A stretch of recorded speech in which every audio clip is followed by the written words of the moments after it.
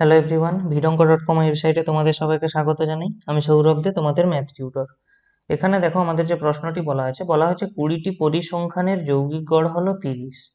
মেলানোর সময় দেখা গেল যে দুটি পরিসংখ্যাকে ভুল করে 27 এবং 30 নেওয়া হয়েছে, যেগুলি হবে কত 31 ও 38 যথাক্রমে।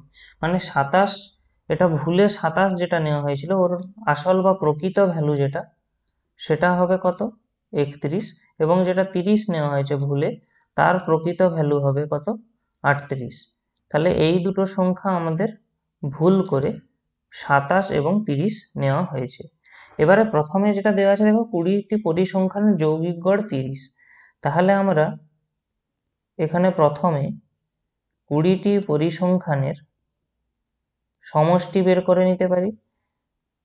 তাহলে 20টি পরিসংখ্যানের সমষ্টি যেটা আমরা জানি যে সমষ্টি নির্ণয় করতে গেলে আমাকে যৌগিক গড়কে পরিসংখ্যা দিয়ে গুণ করতে হয়। অর্থাৎ কি, পরিসংখ্যা আমাদের ছিল 20 এবং যৌগিক গড় ছিল এখানে কত 30। তাহলে গুণ করলে আমরা পাবো কত 600। তাহলে 20টি পরিসংখ্যান যেটা তার সমষ্টি 600 আমরা পেয়েছি, মানে আমাদের সমষ্টি ছিল 600। কিন্তু এই 600-র মধ্যে এই 27 ও 30 রয়েছে।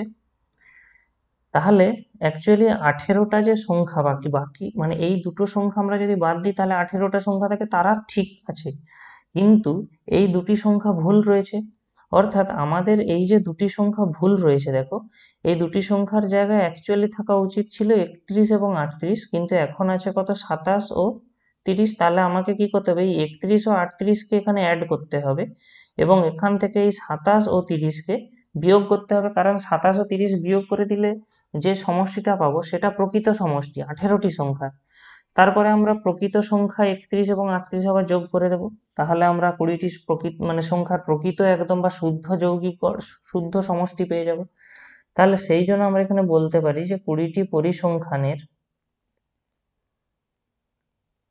এখানে যেহেতু শুদ্ধ যৌগিক গড় বলা আছে, তাহলে আমরা এখানে বলতে পারি প্রকৃত 20টি পরিসংখ্যানের শুদ্ধ সমষ্টি সেটা হবে এই 600। সেখান থেকে আমরা প্রথমে কি করব না, এই 27 এবং 30 বিয়োগ করে দেব, দিলে আমাদের ভুল সংখ্যাগুলো বাদ চলে যাবে। তাহলে বাকি যে এই এতটা পর্যন্ত আমাদের 18টি সংখ্যার আমরা শুদ্ধ সমষ্টি পেয়ে যাব।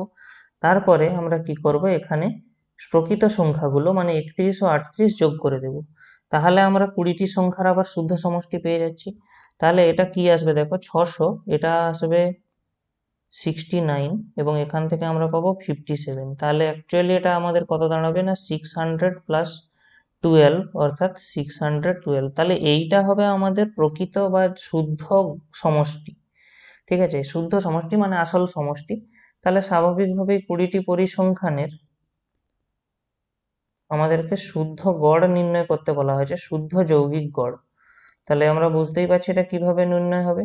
শুদ্ধ যৌগিক গড় এটা সমান হবে আমাদের 612 বাই মোট পরিসংখ্যা অর্থাৎ 20টি। 2 দিয়ে কাটলে আমরা পেয়ে যাবো দেখো 306 এবং এখানে 10। তাহলে আমাদের এখানে গড় হয়ে যাবে 30.6। অ্যাকচুয়ালি এখানে আরো কাটাকাটি যেত, কিন্তু আমি করলাম না, কারণ আমরা যদি জানি হরে যদি 10 থাকে তাহলে সবসময় আমাদের ক্যালকুলেশন সুবিধা হয়। তাহলে আমাদের এখান থেকে যে শুদ্ধ যৌগিক গড় পেলাম 30.6, এটাই হবে এই কোশ্চেনের আনসার। ভিডঙ্ক.com ওয়েবসাইটে ম্যাথটি দেখার জন্য অসংখ্য ধন্যবাদ। এরকমই নানা প্রশ্ন ও তাদের সমাধানের জন্য আমাদের ওয়েবসাইটটি ভিজিট করো।